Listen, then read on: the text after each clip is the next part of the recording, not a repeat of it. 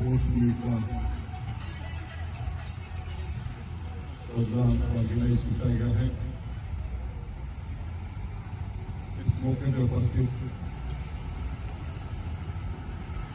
Shri Chandrashekhar ji, member management committee,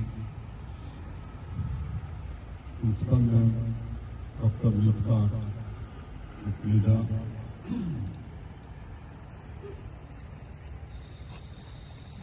समूचा staff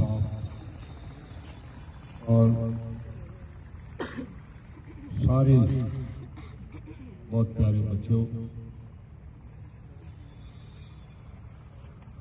आज का जो इवेंट